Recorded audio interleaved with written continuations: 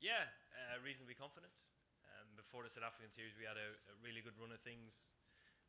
As we've seen within the group, we do have a lot of talent and a lot of match winners. It didn't necessarily happen for us in South Africa. I think one of the things after the trip we talked about was, are we still playing in the right way, and are we almost being beaten in the right manner, doing the things that we said we'd do, and we are. I think the attitude within the group is still of a really positive mindset, and that's very important for us coming into this major tournament. How big a blow was losing Stephen Finn, and is Liam Plunkett now fully fit? Yeah, well, we haven't practiced yet. I'm presuming Liam Plunkett is fully fit. He stepped off the plane all right. But yeah, losing any fast bowler just before a major tournament is a blow. I think the benefit we have in that is that Liam was fit off the back of it. They seem to be on rotation at the moment, him and Stephen, which is quite a weird thing. But at the back of it, I mean, we have other guys who are out as well. I mean, Mark Wood is coming back from injury, so similar instance. But the fact that we have one fit fast bowler is a really positive sign for us. And Liam Dawson, may he play a big role out here in spin-friendly conditions? How do you envisage his role, and are you considering playing him as the third spinner? Yeah, I suppose Liam's role would be the third spinner. Conditions would dictate him being selected, so potentially playing on a used wicket, maybe later on in the tournament, maybe even early in the tournament. It depends on what surfaces we come up against and potentially what opposition we come up against. Oh, and today I think it's a year to the day since the defeat to Bangladesh at the last major tournament. Do you still sort of use that as a bit of a niggling memory in the background, or do you think that the sort of changes to the team have sort of almost started a fresh page for the team? I think it'll always be there. That World Cup in particular, and not necessarily that day, but as a whole trip, was a huge learning curve for me, particularly as a captain. Going through such a significant loss and such a down period in your career really does sort of make you enjoy any success you have down the line, and I think that's been quite significant in the turnaround that we've had, the different attitude, the different group of players, and to a certain extent the results that we've had. Eoin, in the last, say, 10 months or so, it looks like English cricket has loosened up a lot, both in terms of the way they approach limited overs cricket and how, the personalities are encouraged almost to express themselves. Is this the most expressive or, say, ballsy you've seen the English team be in during the time?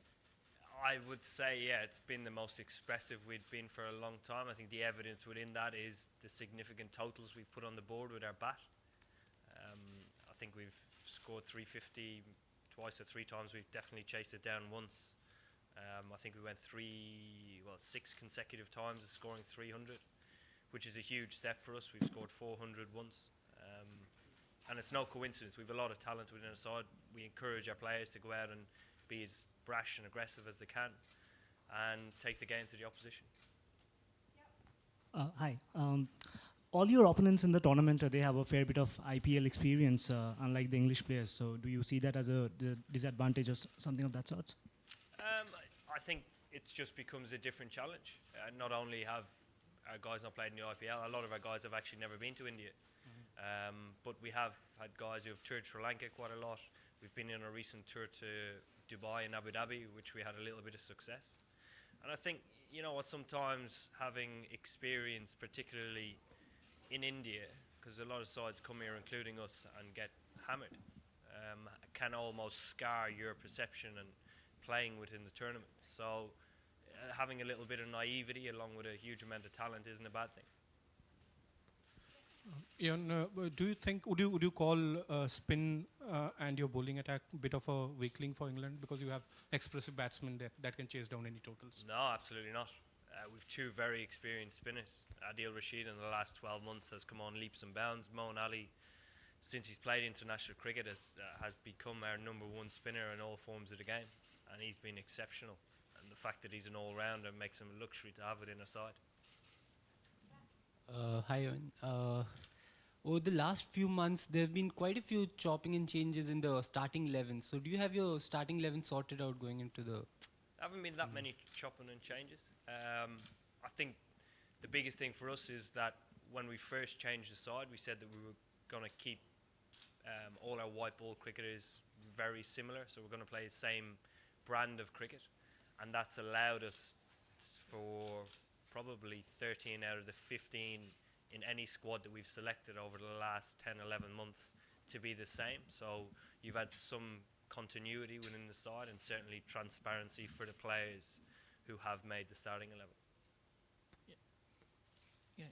How has Trevor Bellis and Paul Frarbaz coming on board help the England side, especially after the World Cup 2015? Yeah, they've been brilliant.